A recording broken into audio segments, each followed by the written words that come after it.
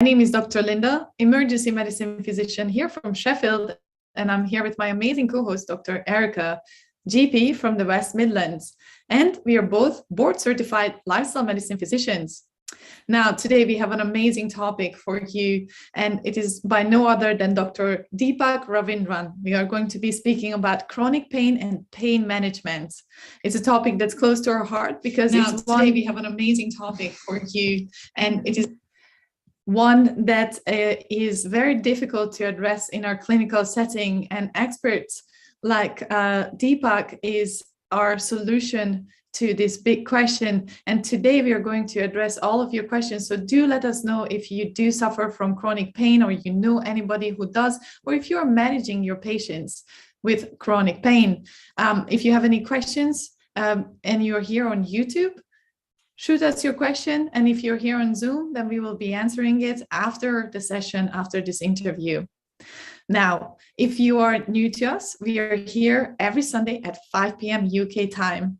We know too well that lifestyle medicine, when it's delivered in the correct setting with the right community, coaching, and education, can actually prevent and even reverse chronic diseases, such as fatty liver disease. It causes insulin resistance and leads to heart disease, type 2 diabetes, hypercholesterolemia and hypertension, and even some cancers, such as colorectal or bowel cancer and breast cancer.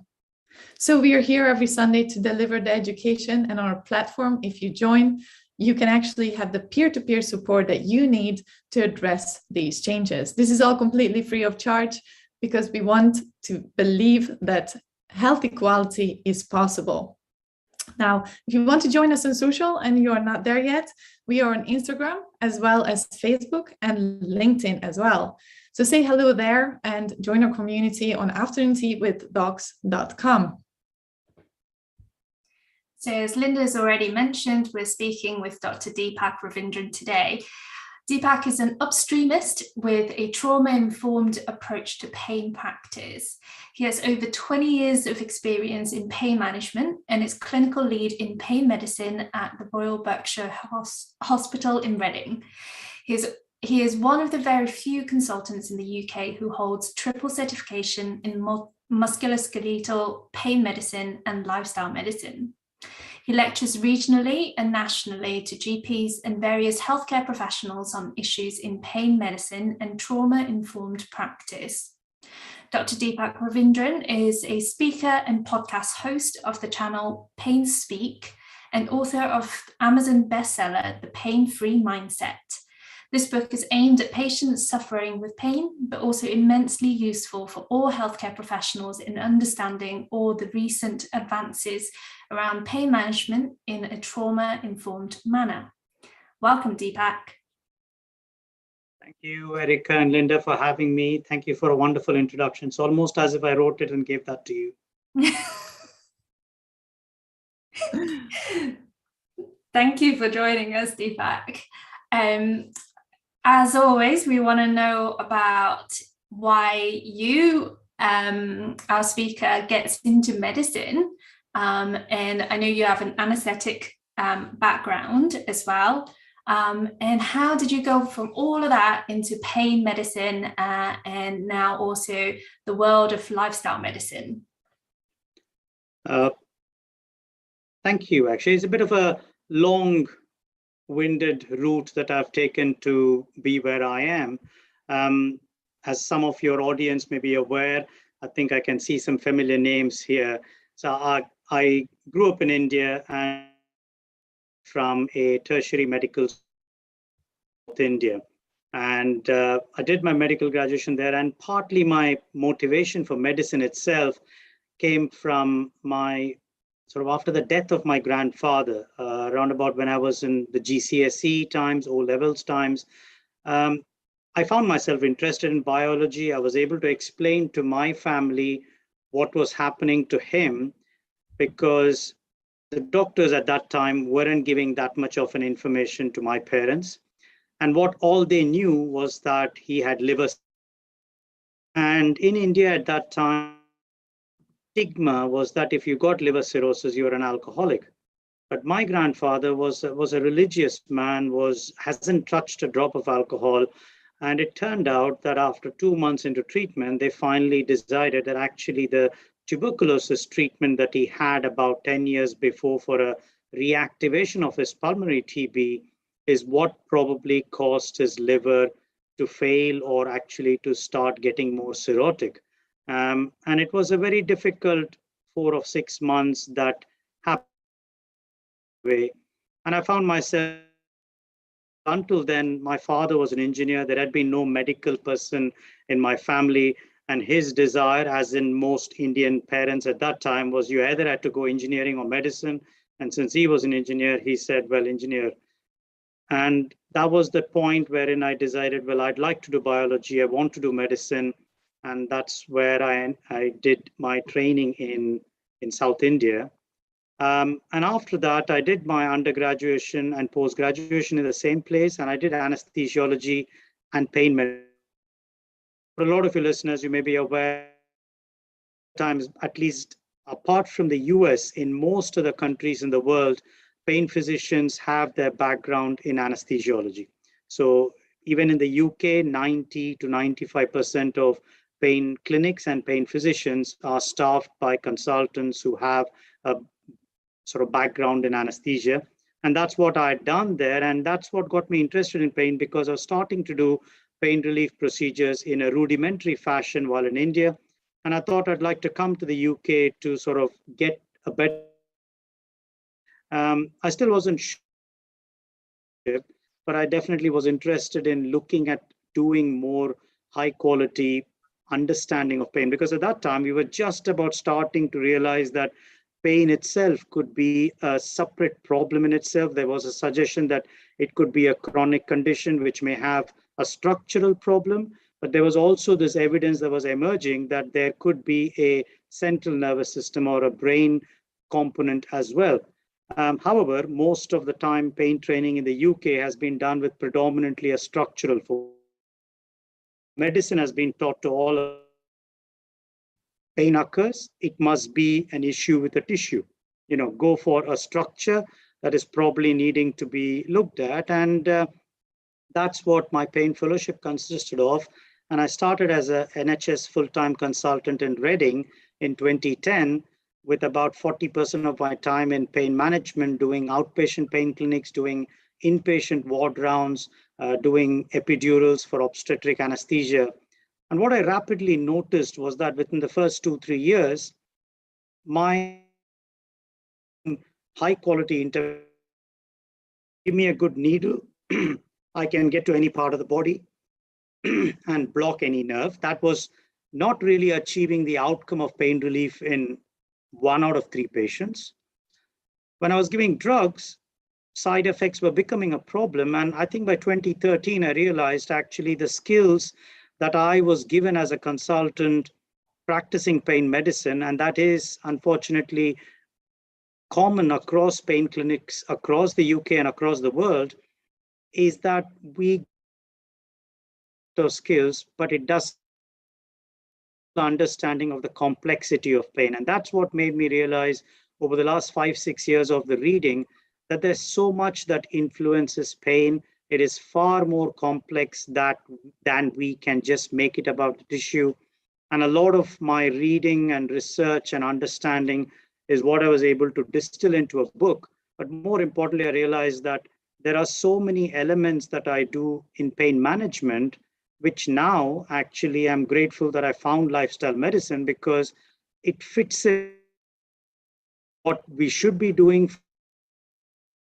When the British Society of Lifestyle Medicine came along with their exam, with their training, I thought this is going to give me the certification that I need. So I think I got the diplomate at the same time as you guys in 2020, the online bunch we are. And that's where my journey now to offer almost a full to my patients with pain. And I'm not limited by just drugs or interventions. I have a bigger suite of options, and where I have a network of patients too. So I think that is my sort of long and short journey. Incredible. So actually, having explored lifestyle medicine, you now feel like you have more tools to use with your patients with chronic pain. And interesting that you've spent so many years learning about all the drugs and how to use the needles and nerve block. And with the diploma, you've actually gained a lot of new knowledge and skills to support these people as well. Completely, Erica. I think it's made me a more complete pain physician, and a pain physician in its full sense of the terms. I mean, we talk about in lifestyle medicine of those three major pillars, apart from the 6 pillars of the lifestyle medicine, we talk about the 3 big triangle focus that we talk about, the social determinants of health, which have an impact on how people manage their chronic illness. Pain is definitely one of them. Of the central nervous system, many patients, that's what the new science tells us. And that's distillation of the social determinants of health is what I call as trauma-informed care within the pain world, the upstream approach. Then you have the 6 pillars we all talk about.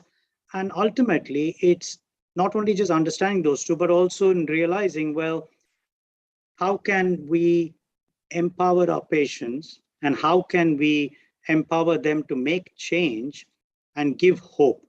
And by talking about the new science of pain, by making that actually in chronic pain, role of how the neural circuits are amplified or exacerbated in how they send signals. And if you can show them that by employing the 6 pillars of lifestyle medicine, you can calm down the nervous system and you can coach and support them through that. And that's what a lot of pain management programs in many secondary care setups do in the country.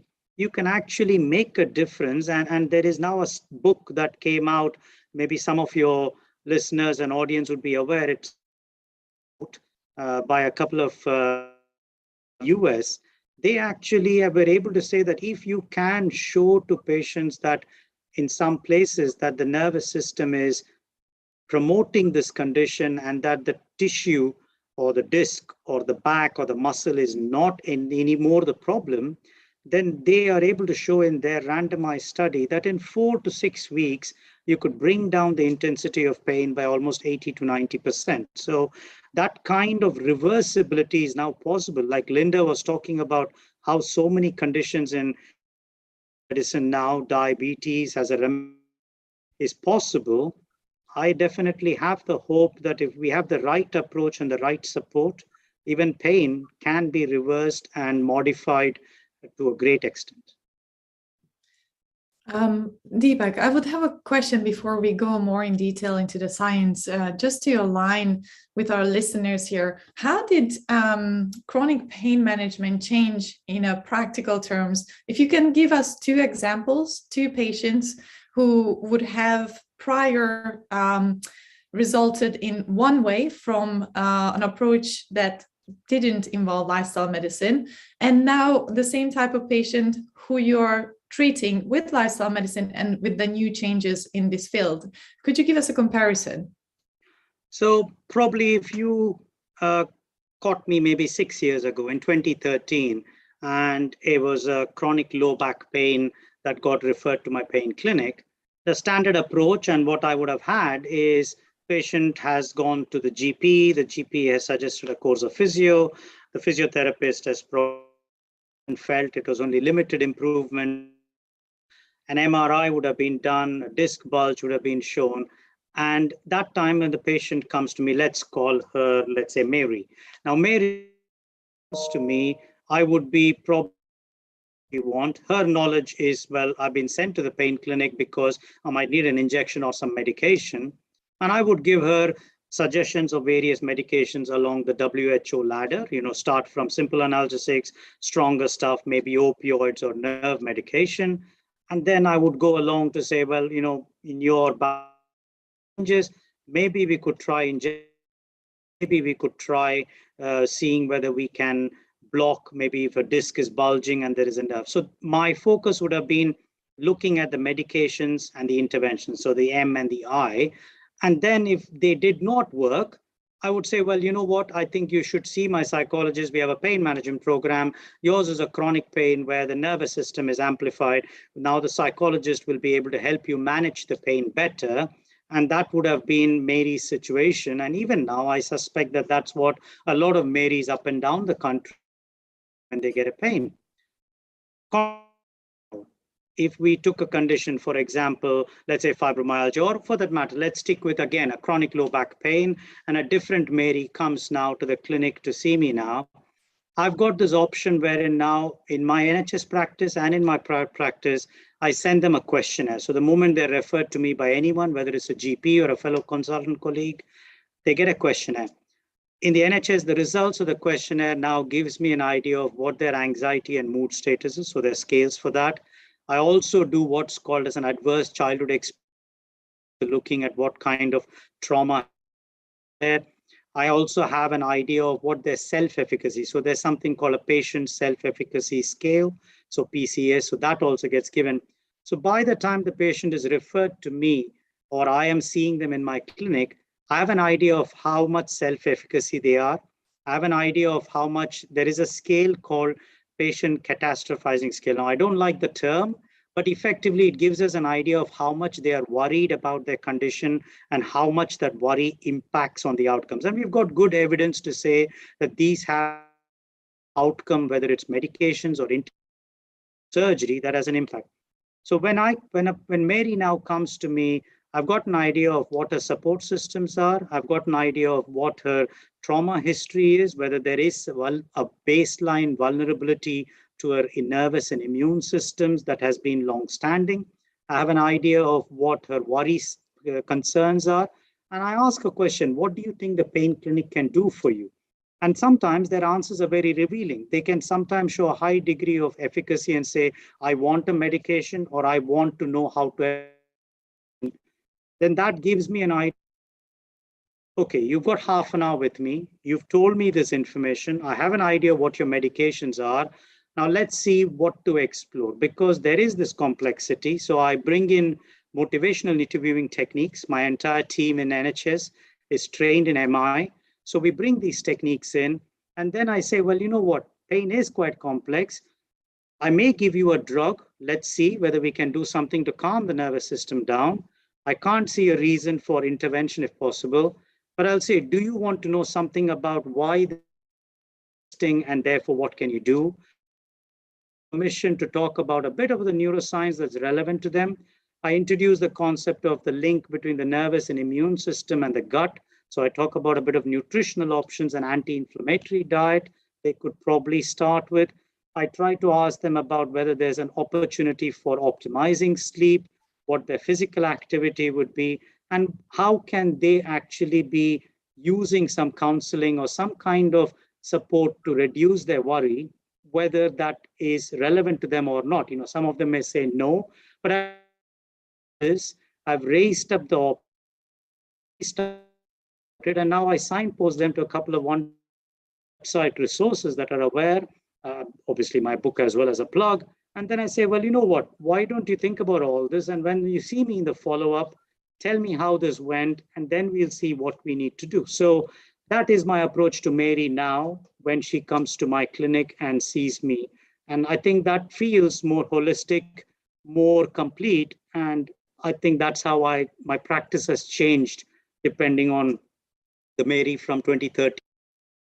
So it sounds like the Mary from 2013 was mainly getting her symptoms controlled with medications. And the Mary from 2022 coming to see you now is actually, she's receiving a holistic approach with an understanding of where actually is the pain coming from and how she is perceiving the pain, and therefore what she can do about it. Absolutely. I think there's no doubt about that. These as going to change. The thing I learned when I did my motivational interviewing training is I cannot be the one to make the complete change. I can be an agent of change and be maybe the first step. And you know, I just finished my degree in management from Henley Business School, and one of the modules within marketing, which is quite useful and relevant, it actually said, in order to change a person, you need to have 7 touch points. That's the average, you know, about 7 touch points change somebody's behavior or awareness to something new. So I cannot pretend that in 30 minutes I can make a fantastic change and they'll suddenly say, Deepak, you're the best thing since sliced bread. I'll take everything you tell me and I'll do it and I'll become good. But if I can be the first person or the second person or third person to give them valuable information that they can go away and think about and contemplate change, then I feel that my job has been done for at least that person, because I'm to a way that something that gives them a bit of empowerment to say they can do it and it's within their ability and gift to actually do it. Yeah, and you've mentioned calming down the nervous system quite a few times. And I wondered if we can explore the complexity behind chronic pain. So acute pain we've all experienced when we prick our finger or, you know, stub our toe on something. We've all experienced that. And we know that, you know, there's a clear-cut stimulus there that is causing the pain. But chronic pain is a lot more complex than that. So I wondered if you could explain that to us a little bit. Would it be helpful for me to bring up that visual from Live Well with Pain? Yeah, I probably reckon if yes, why don't you bring up that visual and then we'll take it from there. The first one. Yeah. So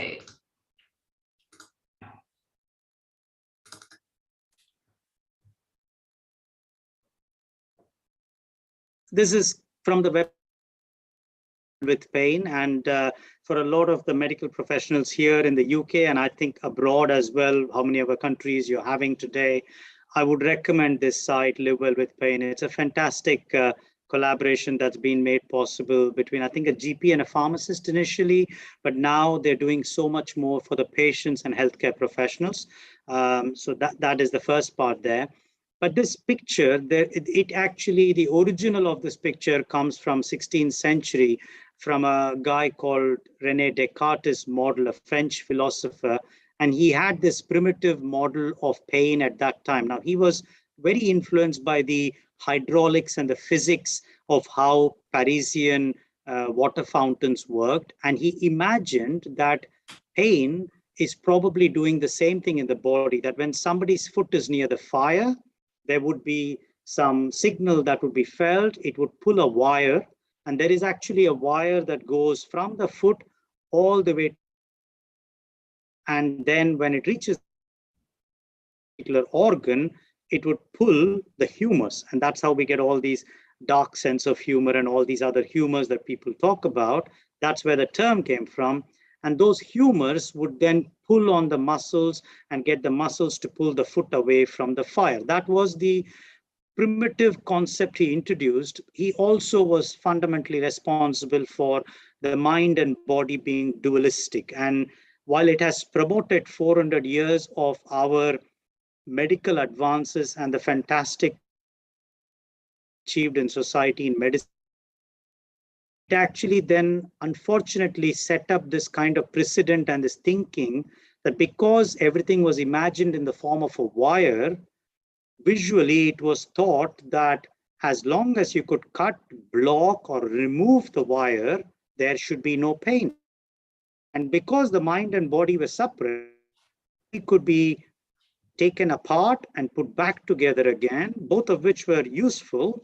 But actually, I think we've reached the end of what that particular image can do. Understand from science perspective, and COVID has made us so much more aware that the mind and body are one. We can't ever separate these two in any way. So this image is giving us an idea of what's actually happening. And in this, I'd like to bring three terms. The way I explain it in there is there are three things that I will hope that your audience will take away from here. So the first is that nociception and pain. Boy is actually feeling the fire. It is a fire that is going beyond, and he feels, and he has an injury, a burn to his particular ankle. Then that burn is going to release chemicals. So you talked about, Erica, about acute pain chemicals being released. Now that process of chemicals being released, whether you have a fire-related burn, or you have an acute arthritic attack, or you have an acute gouty inflammation of your big toe, or you have a surgery or a fracture, that release of chemicals, nociception. That's all. That is a phenomenon of nociception happening. But that nociceptive signals have to travel within the nervous system to get to the brain. And this is the second point I want to take away, is that there are no things called pain pathways. Unfortunately, it was a simplified version we were taught in medical schools, but there are no such thing as pain nerves and no pain pathways. These nerves, sorry, is there a problem with the internet? Am I cutting out a lot? You're cutting out a little bit. Occasionally, we're missing words. Trying to see actually where am I? I'm just going to see if I can see whether I have a full reception. Yep, I do have a full set of 4 signals. Is this better now, or am I still cutting out? You're okay at the moment. Right, okay. Shall I continue? Yes, please. Yeah, so there are no pain pathways. So when these nociceptive chemicals travel, they travel in the same nerves that are taking all the other. And then when that reaches the brain has to do a lot of processing. And that's what you see in the second part of the diagram, is actually that present and past life experiences. It actually has a predictive model. So the brain is dynamically already has got a prediction as to what it should do in that circumstance, in that context, on that day, at that hour, when that particular injury is occurred. It's already got a prediction model. Now, the prediction may be right or wrong. It's got a prediction model. So when this arrives, it will compare it to that prediction and decide whether protection has to be ensured or not. If it decides based on the focus of attention, the memories, the mood, what it has slept, how much it has slept, and all these other things that you see there, if the sum total of all the decision making, and this happens in a split second, is that protection needs to be ensured, that's when the experience of pain happens. So there is a difference between nociception and pain pathways. And the third talk to your listeners about is that the nervous and the immune system are deeply connected everywhere. Now, I don't know about some of the training here that I was taught back in medical school in the early 90s, is that the brain is an immune privileged organ, meaning that there are not many immune cells or systems in there. But we now know that there is a representative of the immune system within the brain, the microglia. It actually travels up before it is formed. It travels up of a neonatal life, and it has reached up into the brain, and it stays there in all parts of the brain. It nourishes the nervous system. It's present in every junction. So every synapse which we read about where the signal jumps, there's actually a representative, a microglia sitting at that synapse, modulating that junction, acting like a traffic policeman to decide whether that signal should be amplified or dampened.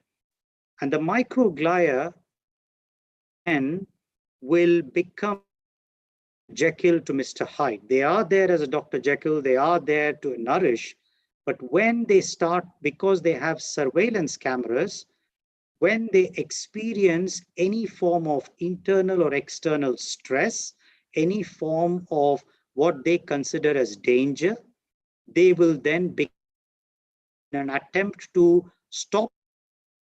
But when they become a Mr. Hyde, they are not able to control what they do. So they cause local nerves and synapses. And this is called central sensitization.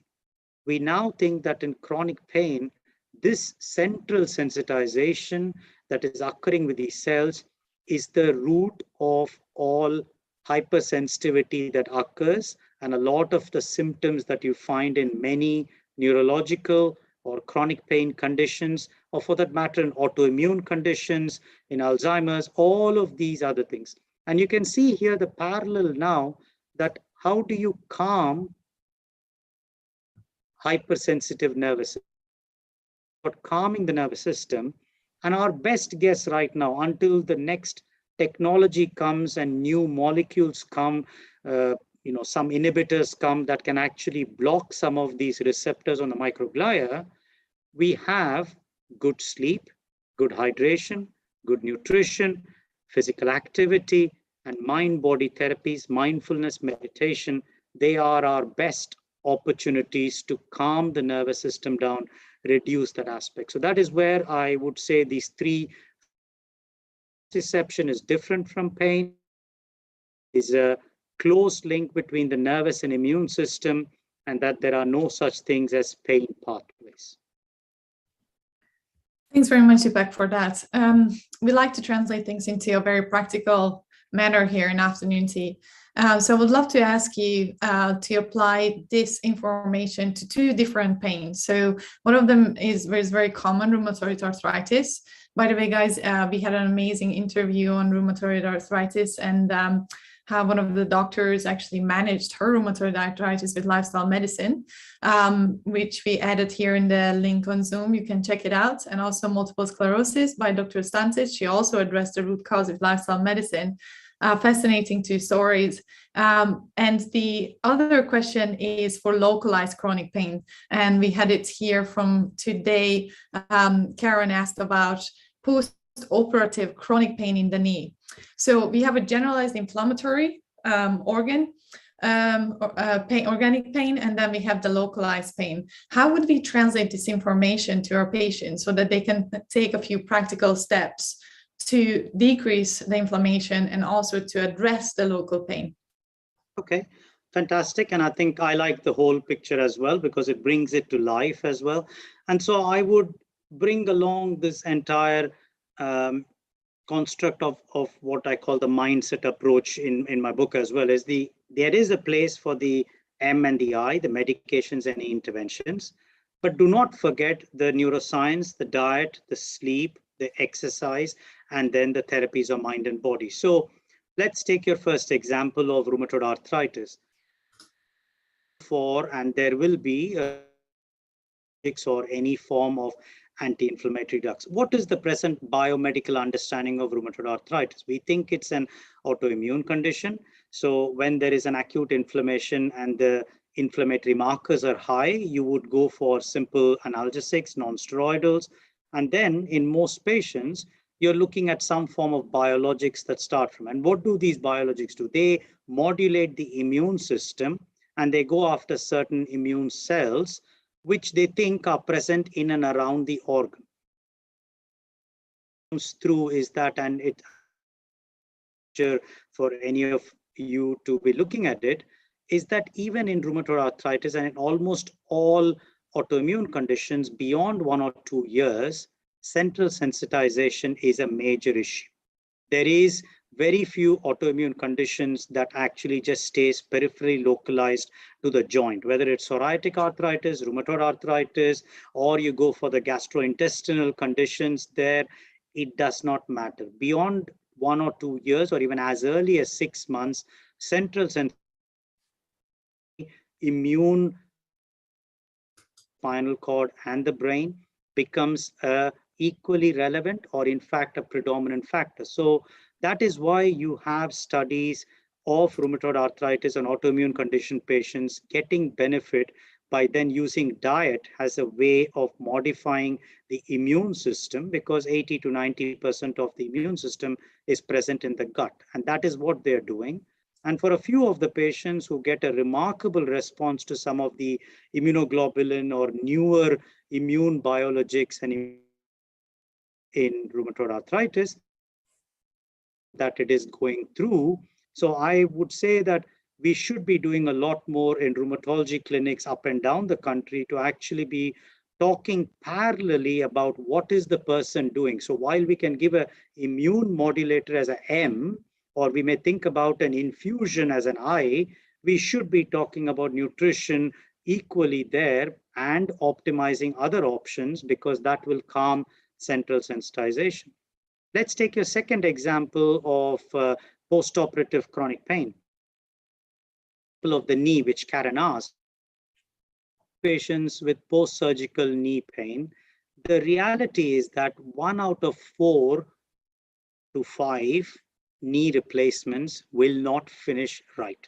The patients will go there thinking that they will get complete pain relief, but the data is that 25 to 30% of patients with knee pain who go for a knee surgery for what they think is bog standard knee osteoarthritis will not get the complete pain relief that they hope they will, and they get then class pain.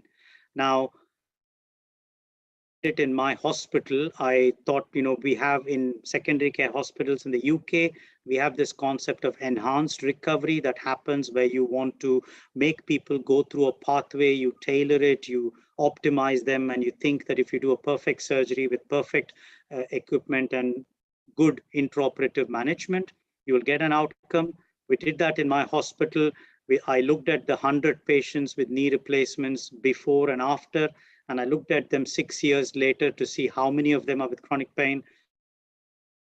Calls did not change chronic pain in this group of people. So actually, enhanced recovery is good for getting people quicker out of hospital and maybe avoiding unnecessary opioids perioperatively or postoperatively, but it does not change the incidence of chronic pain. So the research needs to be done as to whether the indications for taking people for surgery, just knee osteoarthritis, is it good enough?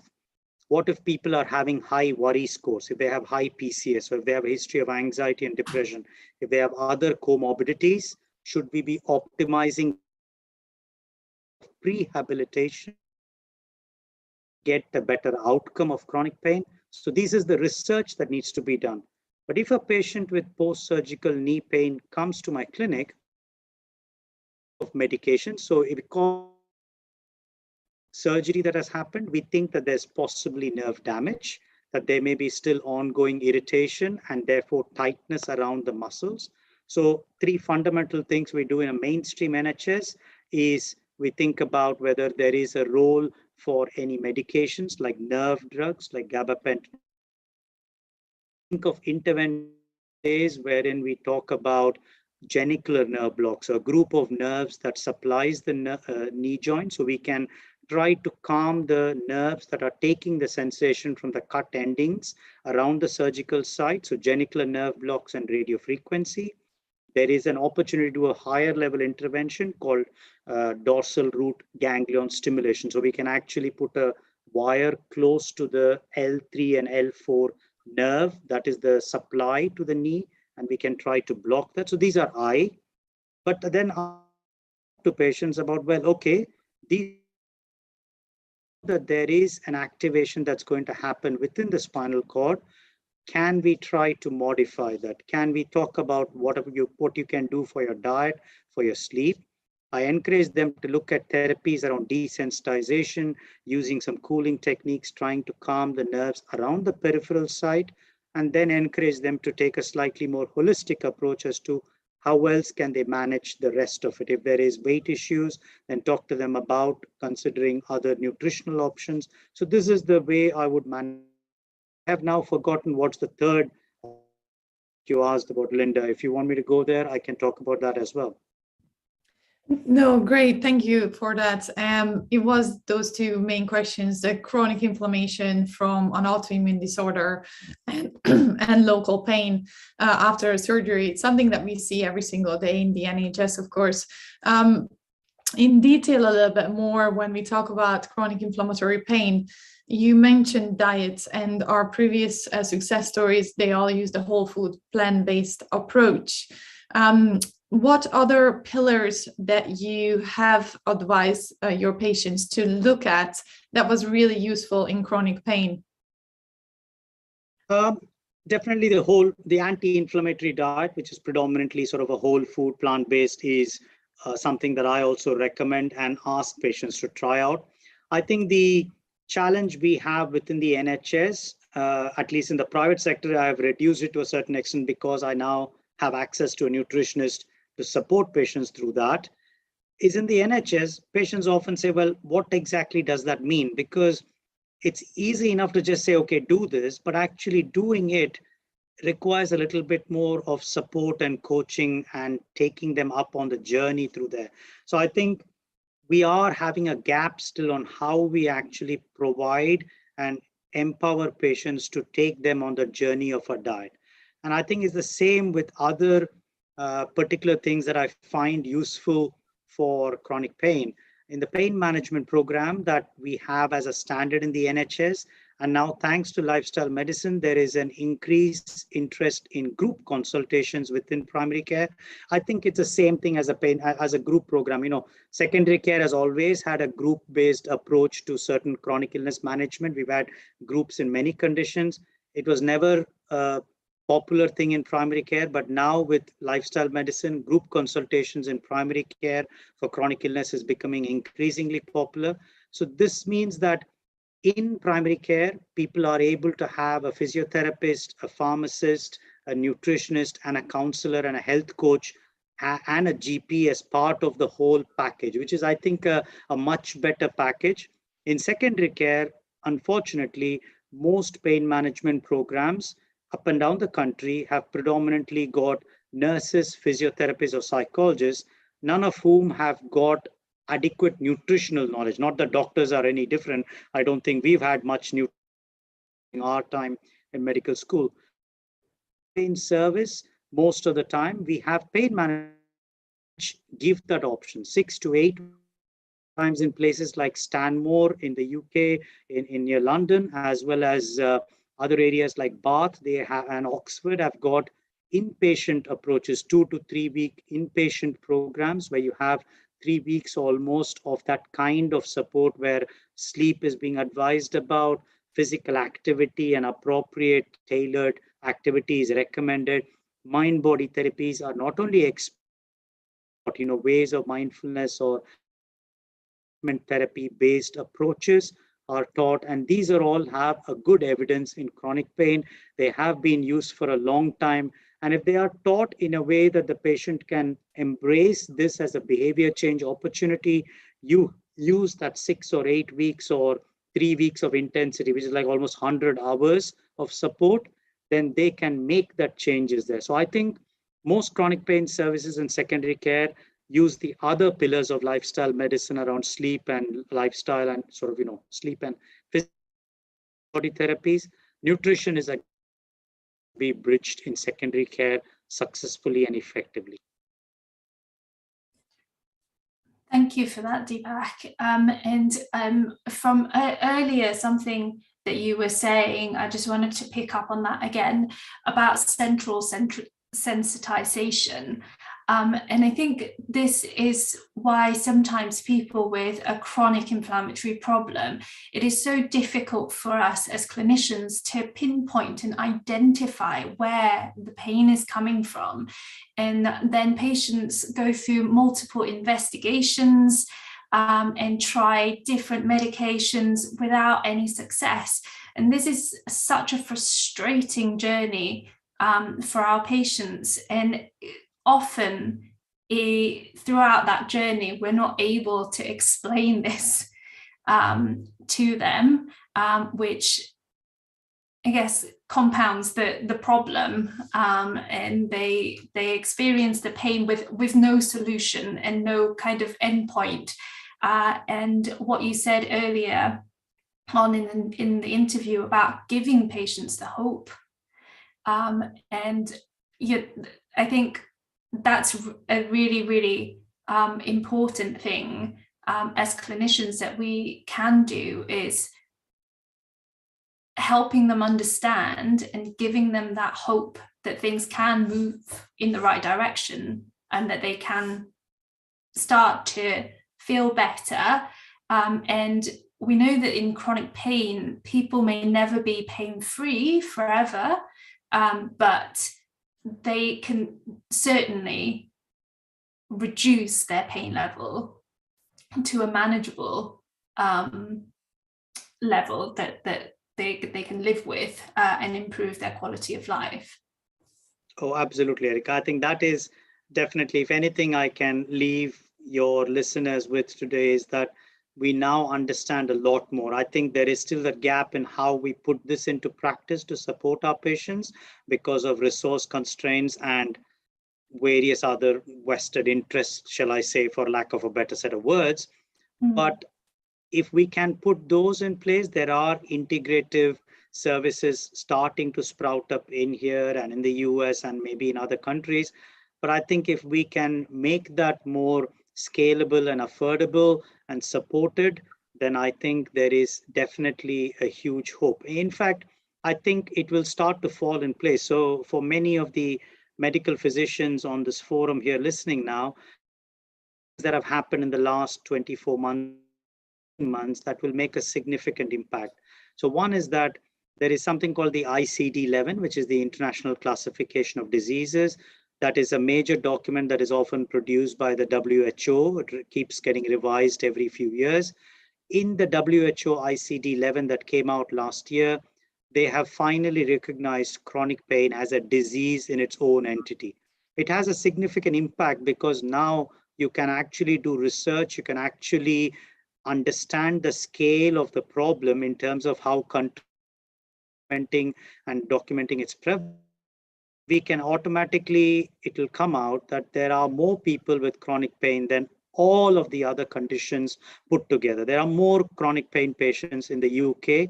On a last paper from 2016, 28 million of the UK population have chronic pain. That is more than all the diabetic, stroke, cardiovascular disease, everyone put together. It still will not equal the number with chronic pain. So we will now have data to show that it is a major problem that needs research funding, allocation, and resource allocation. The second thing is on the International Association for Study of Pain, which is like the premier worldwide organization for pain, has changed slightly its definition.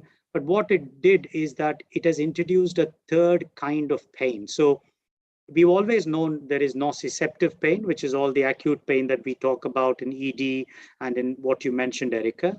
We talked about neuropathic pain, which now the general public understands that when you have diabetes or when you have MS or Parkinsonism, you can have neuropathic pain. But we always then thought that types of pain. But what the IAS introduced this third category of nociplastic pain, where the nervous system itself can be plastic and can change and can get amplified, which in effect is central sensitization. So they have finally recognized this third category and said that conditions like IBS, migraine, low back pain, fibromyalgia, all of these conditions should be a nociplastic pain. And they have called that as chronic primary pain.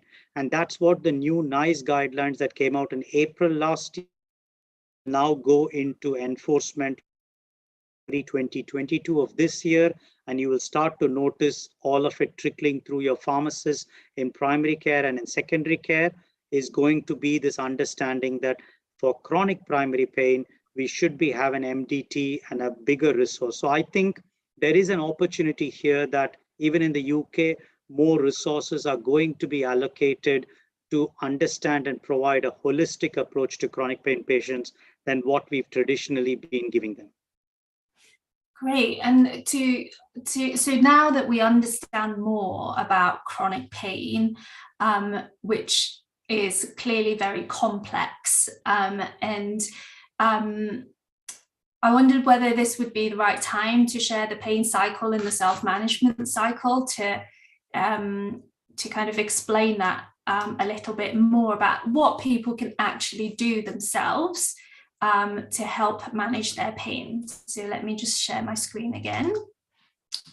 So here is the pain cycle again from the website My Live Well with Pain. So I'll hand that over to you, Deepak. So good infographic, or rather a picture from Live Well with Pain, and it's all very intuitive. Everybody looking at this will understand and nod along with you. So in a clinic setting, whichever clinic you are part of, you could use this particular format, and actually it allows you to do a bit of shared decision making with the patient. What you want to say is, we can't actually handle it. It'll be too much for a person with everything right. But if you can just discuss with them what their three main things are, or even one main thing, and they can say this is where it is, then at least both you and the patient have a starting point to actually say, you know what, how can I manage this bit? And then it would give you an option to say, well, for this bit, you can do this. So it may be that if you're already less active, it's going to cause the sequence of events that you see in the cycle, and it's a vicious cycle, it feeds into it. But can you provide a break in the cycle at one point, focus on that one particular point? Well, we can do this, this, and this to manage this or break into this cycle here, and hopefully that will change the trajectory of the other parts there. And if you can successfully achieve that for the patient, then it will give us the opportunity to then take it forward and move ahead with the other parts. You know, they themselves will then feel confident that I achieved this. It's a small win, but it's a win that must be celebrated, and that's what they need to do. What the NHS, I think, is moving forward, unfortunately, in my forward a little too fast. I have this concept of DWY, DFY, and DIY. Now, the self-care cycle is like the DIY approach, you know, do it yourself. For a long, long time, the whole NHS, and even now, if you think about medical healthcare, I'm going to be very cheesy about it. If you think about it as a business, which healthcare is a business of sorts, then a business's reason for existing is to make profit, which means it has to find ways to make you think that you need is fundamentally a done for you. You don't do anything, you just come, lie down, and we'll do everything for you.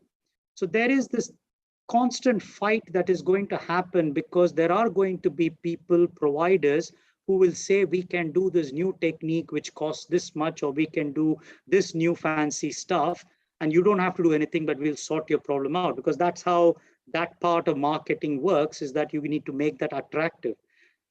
What we don't do in between all of this stuff is that we don't give enough resources for the middle, the DWY, the done with a small amount of resources, pain management programs, or the support programs, or the volunteer programs, the peer support programs, you know, things that Pete Moore does with his pain toolkit approach, really good stuff, but it needs to be supported in a better manner, because the DWY layer is not really done. You know, imagine if IKEA just, you went into a furniture shop, that's it, you got the stuff, they don't expect you to do anything. But IKEA then takes you, say, okay, do it yourself. But IKEA realizes that when you have to do it yourself, it gives you videos, it gives you all sorts of stuff, breakdown point by point, do it yourself. And it is there to support and back up with other videos, and actually to take over if required at certain points of time if you've run into trouble.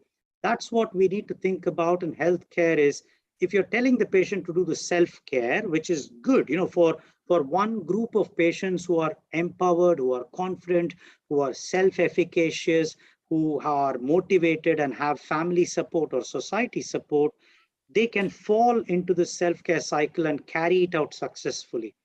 The challenge maybe some of you will all agree that a lot of our patients, and I see it when I've now started for the last 1 year, I give this pain self-efficacy scale, which is like 10 questions marked out of 6. Above 40, these people are very self-efficacious and they're empowered to look after themselves and their health and chronic illness. Less than 20 means they have very low self-efficacy.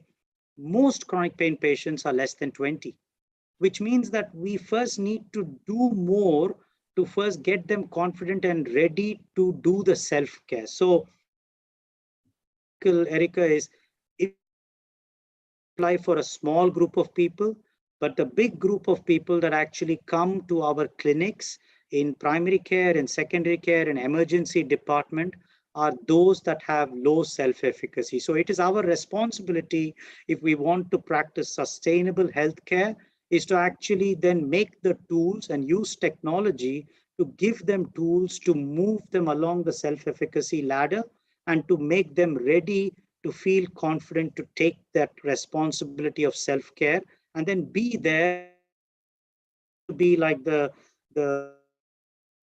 do the trapeze act there. We need to form a safety netting and we need to be able to give that at scale and sustainably if we want to get people to get confident. I love your analogy with IKEA. You can't just give the furniture bits of pieces of furniture with no instructions. Yeah. And we need the instructions. And for the people who are really struggling, there is a service where you can actually call somebody to come to your house and build it for you. And there might be people who need that much help. And there might be people who are, very self-efficacious, as you say, who are able to look at who are really intuitive, look at the pieces of shelves and nails and stuff, and just be able to build that piece of furniture themselves. Yeah.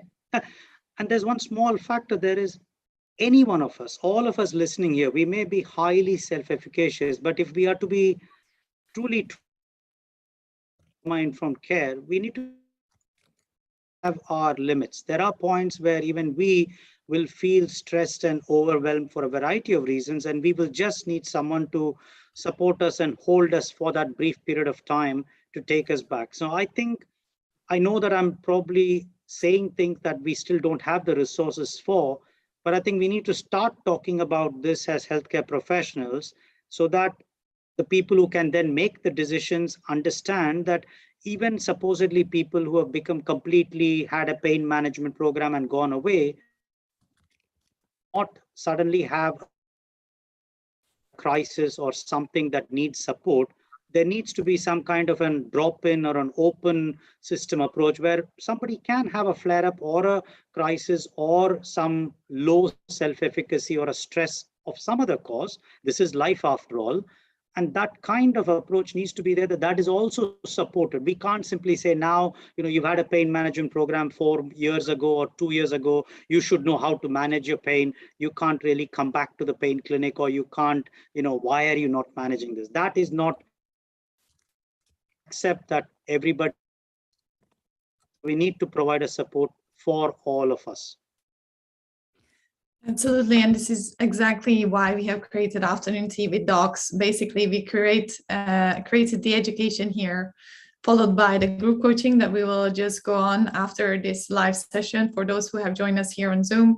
And you can join us here on the members area, the social network, where you can get the peer-to-peer support to understand what nutrition you need, but also to get the little guidance that you need every day, that you can ask your peer who have been on to learn how to increase your fiber, how to decrease the inflammatory foods, and to help you on the other 5 pillars of lifestyle medicine, such as sleep, offering you that community, as well as the guidance in substance abuse or misuse, depending on where you are there. So do join us there. And we do encourage our colleagues also in the NHS, as we do, referring our patients to this platform, which is completely free of charge to everyone, so that we can finally address this lack of doctors and active doctors' time and high demand for one-on-one support. So hopefully that will help as well.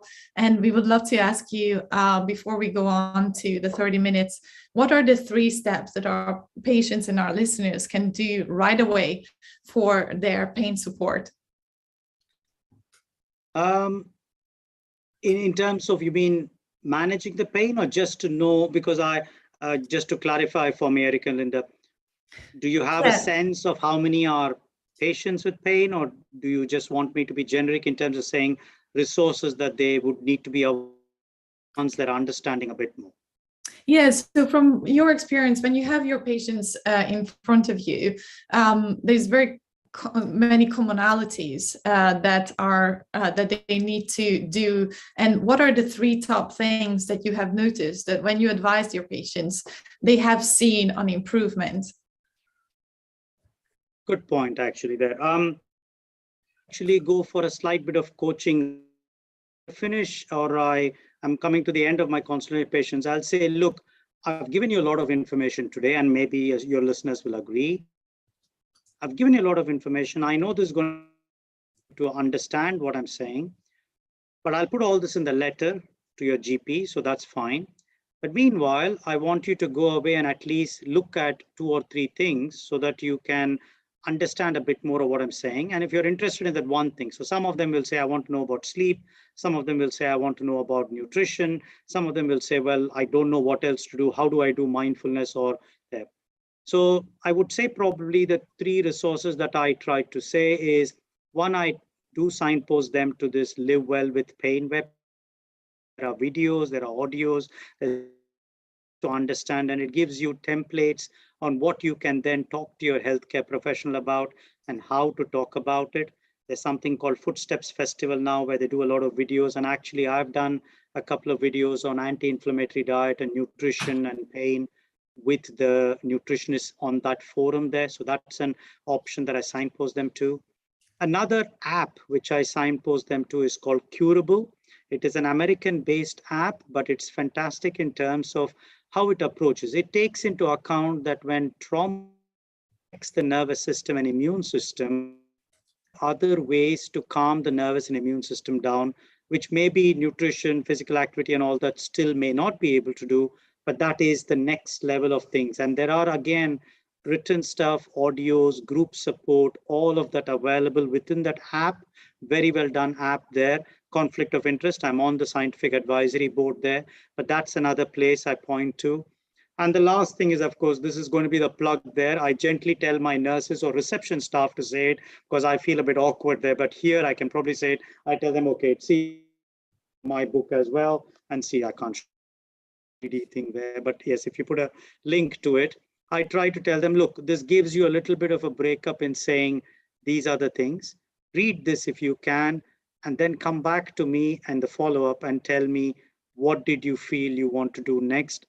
What are the success with what I've suggested you on that day? And then let's pick it up from that point.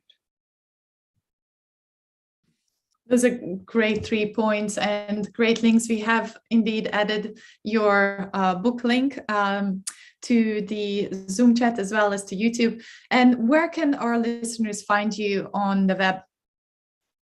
I think Erica has been wonderful in actually putting a link. I've just opened the chat, so she's seen that she's put it there. I am right now on Twitter and Instagram, as well as on YouTube, which I've started recently.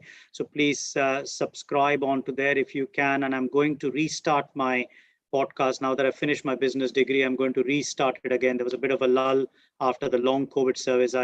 So I've been a bit busy, but these are the places to find me on social media and my website with my name. Hope to actually talk a lot lifestyle medicine, pain, because I think that is something that needs very rapidly to be introduced into primary and secondary care if we want to talk about sustainability within the NHS as a whole. Absolutely. And you just mentioned about long COVID, and I know you've been the clinical lead for the long COVID service. So as we've run out of time today, we must get you back to talk about long COVID, Deepak. happy to do that. Absolutely. That's what I. Hey, we've had a yes on live. Yeah. On that space, and I think that deserves its own time. Yeah. Thank you so much for joining us today. For everybody who has joined us here on Zoom, we are going to go off to our coaching session. So once again, if you haven't joined us yet, we are on afternoonteawithdocs.com. On the members area, you can join the community and get peer-to-peer support on your lifestyle practices and changes that you need to transform your health. Say hello on our social, on Instagram, Facebook, and also on LinkedIn, so that we can get to know you a little better and we can follow your journey. Thanks for everyone joining us today. We hope to see you next Sunday. Bye, guys. Bye.